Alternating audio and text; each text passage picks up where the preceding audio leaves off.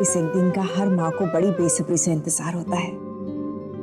कितनी मन्नतें मांगी थी मैंने तेरे लिए, और भगवान जी ने तो कुछ मन्नतें बिन मांगी ही पूरी कर दी।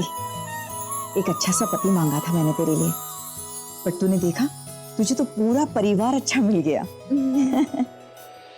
माँ, तो कुछ पा रही हूँ तो कुछ खोना भी तो पड़ रहा है। मुझे मेरा घर छोड़ना पड़ रहा है, आपको छोड़ना पड़ रहा है। माँ, क्या नए रिश्तों के लिए पुराने रिश्ते छोड़ना जरूरी है क्या?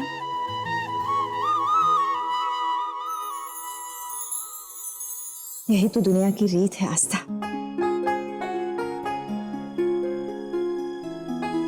एक ना एक दिन हर लड़की को अपना घर छोड़ के उसके पति के घर जाना होता है, इसीलिए लड़की को पराया धन कहते हैं। बेटा बेटा वहां जाके ना सबका बहुत अच्छे से ख्याल रखना, जैसे उन्होंने हमारा रखा। उन्होंने तो सारी रस्में भी पूरी कर दी, बस अब एक आखिरी रस्म जिसमें उस घर के सारे पुरुष यहाँ किसी दूर मंदिर के पास बारात लेकर निकलेंगे और यहाँ आकर वो रस्म पूरी कर देंगे। और फिर उसके बाद मैं खुद अपनी गुड़िया को अपने हाथों से सजाऊंगी। आज तेरे बाबा कितने खुश होंगे। हे भगवान, बस ये आखिरी रस्म किसी तरह पूरी हो जाए, बस किसी को पता ना चले कि मेरी बेटी नास्तिक है। आने वाले सभी मेहमानों पर कड़ी नजर रखना।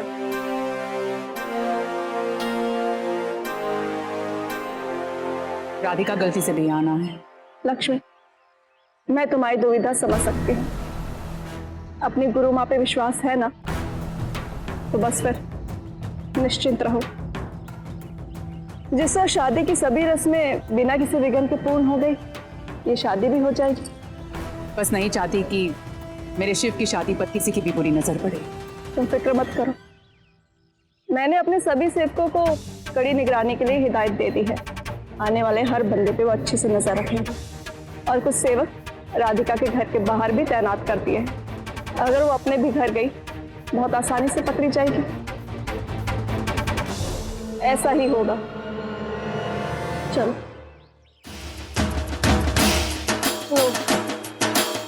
जय माता दी।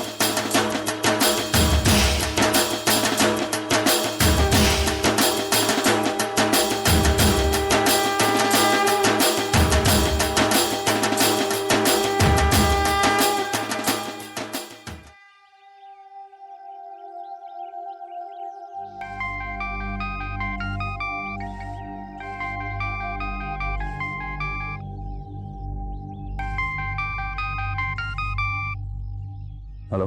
सो एक्साइटमेंट ज्यादा हो रही है या नर्वसनेस? किस बात पे? शिव, आज हम दोनों हस्बैंड वाइफ बनने वाले हैं। कैसा फील कर रहे हो? कैसा लगेगा? शादी की आखिरी रस्म जो कर रहा हूँ, और उसके बाद डोंट वरी, रस्म चाहे कोई भी करे, शादी तुम्हारी मेरे साथ ही होगी। सुना, यहाँ पे सब लोग हैं, मैं अभी फोन रखता हूँ। Okay okay.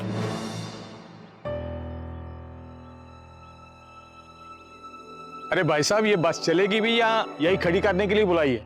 भाई साहब, हमारे यहाँ सब कुछ बहुत सही होता है। जब तक गुरु माँ का संदेश नहीं आ जाता, बस नहीं चलेगी। आप इंतजार कीजिए प्लीज। ठीक है सर। शारदा जी, हमारे घर की प्रथा है ये कि नए बहू के स्वागत के पहले हम माँ दुर्गा का स्वागत करते हैं। विधिवत इनकी पूजा करके फिर इनकी भव्य आरती होती है, और इन्हीं के सामने दोनों बच्चों की शादी होगी, ताकि वर वधू को सबसे पहले माँ का आशीर्वाद मिले। जय माँ दुर्गे। जय माँ दुर्गे। और इस घर की प्रथा ये भी है कि सबसे पहले माँ दुर्गा की आरती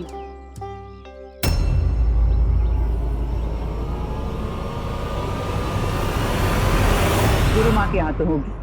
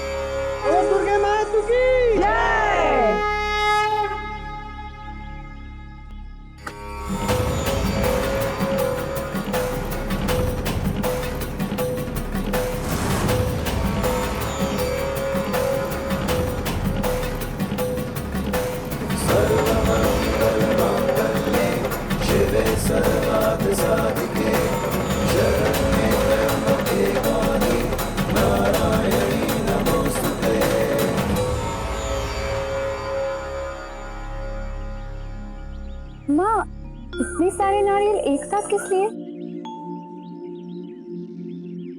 पूजा के लिए हैं बेटा। पूजा के लिए? पर पूजा में तो एक ही नारियल होता है।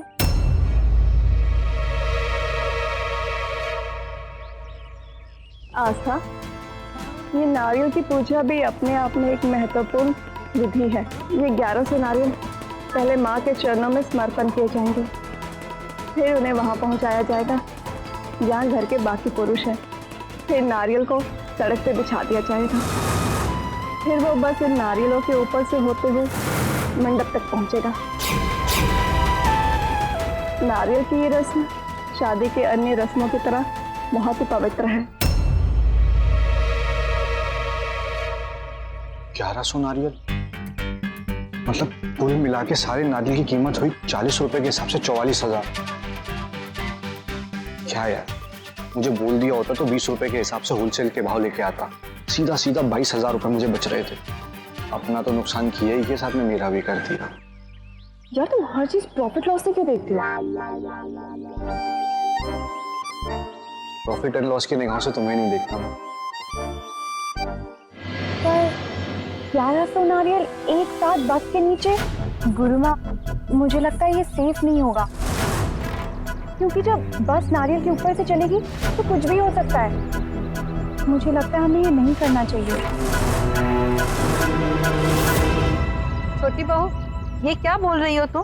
गुरु माँ के आदेश का उल्लंघन कर रही हो तुम। गुरु माँ ने अब तक जो भी संदेश दिया कभी कुछ बुरा नहीं हुआ। छोटी बहू है, गुरु माँ के लाड़ प्यार में उन्हीं का लिहाज करना भूल गई, हो जाता है ऐसा।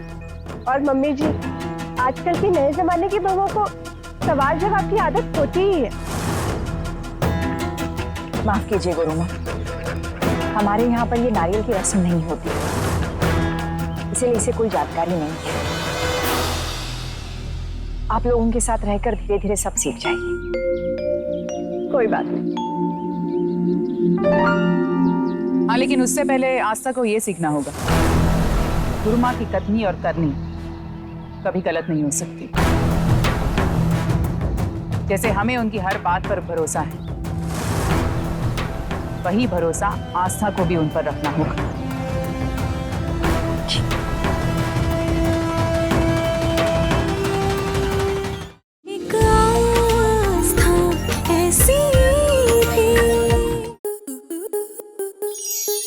स्टार प्लस के ऐसे ही और बेहतरीन लम्हे देखने के लिए सब्सक्राइब करें हमारे YouTube चैनल को।